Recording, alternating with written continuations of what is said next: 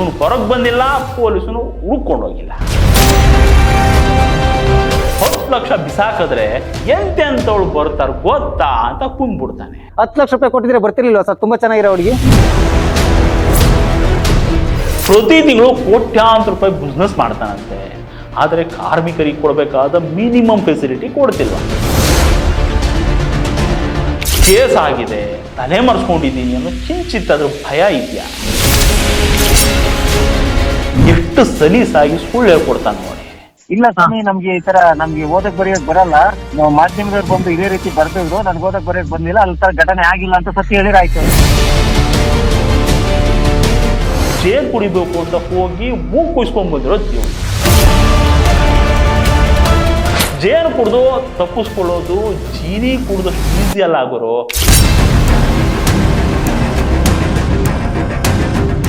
ಇರಲಾರ್ದೆ ಇರುವೆ ಬಿಟ್ಕೊಂಡ್ರು ಅಂತಾರಲ್ಲ, ಹಂಗೆ ಸುಮ್ಮನಿಲ್ಲಾರ್ದೆ ನಮ್ಮ ಜೀನಿ ದಿಲೀಪ ಈಗ ಮತ್ತೊಂದು ಎಡವಟ್ ಮಾಡ್ಕೊಂಡಿದ್ದಾನೆ.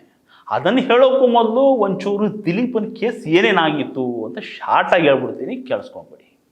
ಈ ಜೀನಿ ಅಂತ ಊರವ್ರಿಗೆಲ್ಲ ಗಂಜಿ ಕುಡಿಸ್ಕೊಂಡು ಓಡ್ತಿದ್ದ ದಿಲೀಪ ಅವನದ್ದೇ ಪ್ಲಾಂಟ್ನಲ್ಲಿ ಕೆಲಸ ಮಾಡ್ತಿದ್ದ ಹೆಣ್ಣು ಮಗಳನ್ನ ಲೈಂಗಿಕವಾಗಿ ಶೋಷಣೆ ಮಾಡಿ ತಲೆ ಮರೆಸ್ಕೊಂಡಿದ್ದ. ಆಮೇಲೆ ಈ ಎಡಬಿಡಂಗಿ ಮೇಲೆ FIR ಆಗಿತ್ತು. ಪೊಲೀಸರು ಕಣ್ಣಿಗೆ ಕಾಣಿಸ್ದಂಗೆ ಇದ್ಬಿಡಪ್ಪ, ನಾವೇನು ಹುಡ್ಕೊಂಡು ಬರಲ್ಲ ಅಂದಿರ್ಬೇಕು. ಇವನು ಹೊರಗೆ ಬಂದಿಲ್ಲ, ಪೊಲೀಸನು ಹುಡ್ಕೊಂಡು ಹೋಗಿಲ್ಲ. ಅವ್ರವ್ರದ್ದು ಏನು ಅಂಡರ್ಸ್ಟ್ಯಾಂಡಿಂಗ್ ಇದೆಯೋ ಯಾರಿಗೆ ಗೊತ್ತು. ಹಿಂಗೆ ತಲೆ ಮರೆಸ್ಕೊಂಡಿದ್ದಾಗಲೇ ಒಂದು ಎಡವಟ್ ಮಾಡ್ಕೋತಾನೆ. ಎಡವಟ್ಟು ಅನ್ನೋದಕ್ಕಿಂತ ಈ ಗಾಂಚಲಿ ದುರಾಂಕಾರದ ಮಾತು ಅನ್ಬೋದೇನೋ. ಅದೇನಪ್ಪ ಅಂದರೆ, ಈ ಕೇಸಿಗೆ ಕೌಂಟ್ರು ಕೊಡಬೇಕು ಅಂತ ಒಂದು ಒಳ್ಳೆ ಶೂಟಿಂಗ್ ಸೆಟಪ್ ರೆಡಿ ಮಾಡಿಸಿ ನೀಟಾಗಿ ಮುಖ ತೊಳ್ಕೊಂಡು ಪೌಡ್ರ್ ಹಾಕ್ಕೊಂಡು ತಲೆ ಬಾಚ್ಕೊಂಡು ಒಂದು ವಿಡಿಯೋ ಶೂಟ್ ಮಾಡಿಸ್ತಾನೆ. ಅದು ಯಾರು ಇವನಿಗೆ ಸ್ಕ್ರಿಪ್ಟ್ ಬರ್ಕೊಟ್ರೋ ಇಲ್ಲ ಇವಂದೇ ಐಡಿಯಾನೋ. 10 ಲಕ್ಷ ಬಿಸಾಕಿದ್ರೆ ಎಂತೆಂಥವಳು ಬರ್ತಾರೆ ಗೊತ್ತಾ ಅಂತ ಕುಂದ್ಬಿಡ್ತಾನೆ. ಅದು ಎಲ್ಲೆಲ್ಲಿ ಅದು ಎಷ್ಟೆಷ್ಟು ಲಕ್ಷ ಬಿಸಾಕಿ ಅದು ಯಾರ್ಯಾರ ಹತ್ರ ಹೋಗಿದ್ನೋ ಈ ಎಡಬಿಡಂಗೆ. ಹಿಂಗೆ ಪೊಂಗಿದ್ದ ವಿಡಿಯೋ ರೆಕಾರ್ಡ್ ಮಾಡಿ ಮಾಧ್ಯಮಗಳಿಗೆ ರಿಲೀಸ್ ಮಾಡ್ತಾನೆ. ಇವ್ರು ಏನ್ ಆರೋಪ ಮಾಡ್ತಿದಾರಲ್ಲ, ನಾನು ಹೇಳ್ದೆ ಅಂತ 10 ಲಕ್ಷ ರೂಪಾಯಿ ಕೊಟ್ಟಿದ್ರೆ ಬರ್ತಿರ್ಲಿಲ್ವಾ ಸರ್? ತುಂಬಾ ಚೆನ್ನಾಗಿರೋ ಹುಡುಗಿ. 10 ಲಕ್ಷ ರೂಪಾಯಿ ಕೊಟ್ಟಿದ್ರೆ ಬರ್ತಿರ್ಲಿಲ್ವಾ ಸರ್? ತುಂಬಾ ಚೆನ್ನಾಗಿರೋ ಹುಡುಗಿ. ಗೊತ್ತಿರ್ಲಿಲ್ವಾ? ಸುಮ್ಮನೆ ಮಾತಾಡೋದಲ್ಲ ಸರ್. ನಂದೇನೂ ತಪ್ಪಿಲ್ಲ ಅಂತ ಬಿಂಬಿಸ್ಕೊಳ್ಳೋದಕ್ಕೆ ತಿಪ್ಪೆ ಸಾರಿಸೋದಕ್ಕೂ ಹೋಗ್ತಾನೆ. ಆದರೆ ಇದನ್ನು ಕೇಳಿದ ಕರ್ನಾಟಕದ ಹೆಣ್ಣು ಮಕ್ಕಳೆಲ್ಲ ಕ್ಯಾಕಿಸ್ ಮಕ್ ಹೋಗಿದ್ದಾರೆ. ಇದನ್ನು ನಮ್ಮ ಮಹಿಳಾ ಆಯೋಗದ ಅಧ್ಯಕ್ಷರಾದಂತಹ ನಾಗಲಕ್ಷ್ಮಿ ಮೇಡಮ್ ಅವ್ರಿಗೆ ನಾವು ತಲುಪಿಸಿದ್ವಿ. ಮೇಡಮ್ ಅವ್ರು ಇನ್ನೂ ಏನು ಆಕ್ಷನ್ ತಾಣಕ್ಕೆ ಕಾಣಿಸ್ತಿಲ್ಲ. ಇರಲಿ ನೋಡೋಣ. ಇನ್ನು ಈ ಜೀನಿ ಬ್ರ್ಯಾಂಡಿನ ದಿಲೀಪ ಹೆಂಗಪ್ಪ ಅಂದರೆ, ಅವನ ಬ್ರ್ಯಾಂಡಿಗೆ ಅವನೇ ಅಂಬಾಸಿಡರು, ಅವನದ್ದನ್ನು ಅವನೇ ಪ್ರಮೋಷನ್ ಮಾಡ್ಕೋತಾನೆ. ಈ ಜೀನಿ ಕುಡಿದ್ರೆ ಅದೇನೇನಾಗುತ್ತೆ ಅಂತ ಅವನ ಬಾಯಲ್ಲೇ ಕೇಳಬೇಕು, ಚೆನ್ನಾಗಿರುತ್ತೆ. ಅದನ್ನು ಕುಡಿದು ಅವನಂಗೆ ಆಗದಿದ್ರೆ ಸಾಕು. ಇಂಥ ಜೀನಿ ದಿಲೀಪ ಪ್ರತಿ ತಿಂಗಳು ಕೋಟ್ಯಾಂತರ ರೂಪಾಯಿ ಬಿಸ್ನೆಸ್ ಮಾಡ್ತಾನಂತೆ. ಆದರೆ ಕಾರ್ಮಿಕರಿಗೆ ಕೊಡಬೇಕಾದ ಮಿನಿಮಮ್ ಫೆಸಿಲಿಟಿ ಕೊಡ್ತಿಲ್ವಂತೆ. ESI PF ಏನೋ ಕೊಡ್ತಿಲ್ವಂತೆ. ಹಂಗಂತ ಸಂತ್ರಸ್ತ ಮಹಿಳೆಯೇ ಹೇಳ್ಕೊಂಡಿದ್ರು. ಇದೆಲ್ಲ ಹಳೆ ವಿಷಯ. ಲೇಟೆಸ್ಟ್ ಏನಪ್ಪ ಅಂದರೆ, ಒಂದು ಆಡಿಯೋ ಕೇಳಿಸ್ತೀನಿ, ಕೇಳಿಸ್ಕೊಂಡ್ಬಿಡಿ. ಆಮೇಲೆ ಅದ್ರ ಬಗ್ಗೆ ಡಿಟೇಲ್ ಆಗಿ ಮಾತಾಡೋಣ. ನೀವ್ ಮಾಡಿರೋದು ನೀವ್ ಹೇಳ್ಬೇಕು. ನಾವೇ ಮಾಡಿದೀವಿ. ಅಲ್ಲಲ್ಲ, ಈ ಕಂಪ್ಲೇಂಟ್ ಕೊಟ್ಟಿರಲ್ಲಪ್ಪ, ಇಡ್ಕೊಂಬಕ್ ಬಂದಿದ್ದ, ಅತ್ಯಾಚಾರ ಮಾಡಕ್ ಬಂದಿದ್ದ ಅಂತ. ಈಗ ಅವೆಲ್ಲ ಮುಗ್ದೋಗಿರೋದು. ನಿಮ್ಗೆ ಅದು ನಡೆದೈತಿ ಅಂತ ಏನು ಕೊಟ್ರಿ?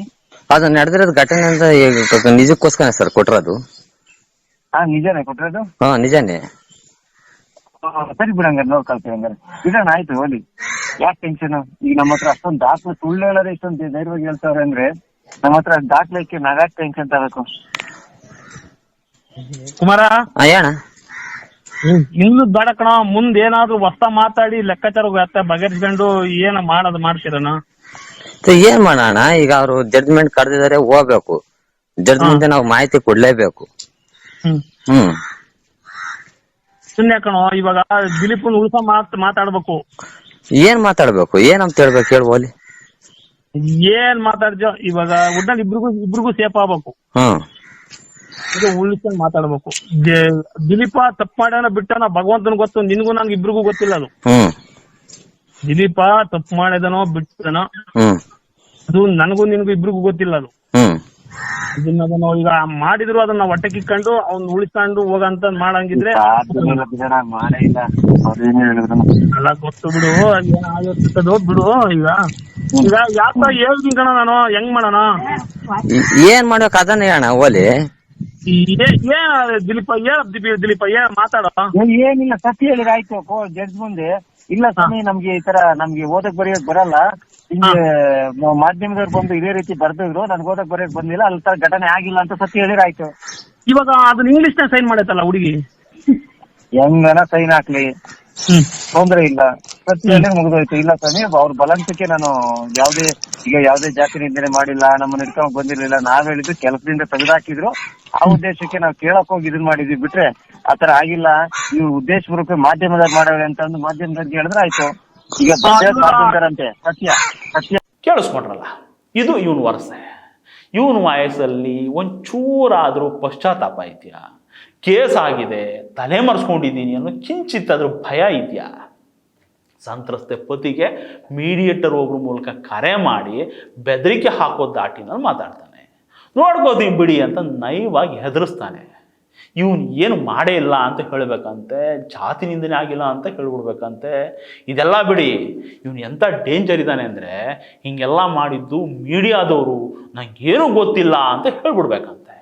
ನಂಗೆ ಓದೋಕೆ ಬರೆಯೋಕೆ ಬರಲ್ಲ, ಎಲ್ಲ ಮೀಡಿಯಾದವರೇ ಹೇಳ್ಕೊಟ್ಟು ಮಾಡಿಸಿರೋದು ಅಂತ ಹೇಳ್ಬಿಟ್ರೆ ಉಳಿದಿದ್ದೆಲ್ಲ ಇವನೇ ನೋಡ್ಕೊಂಡ್ಬಿಡ್ತಾನಂತೆ.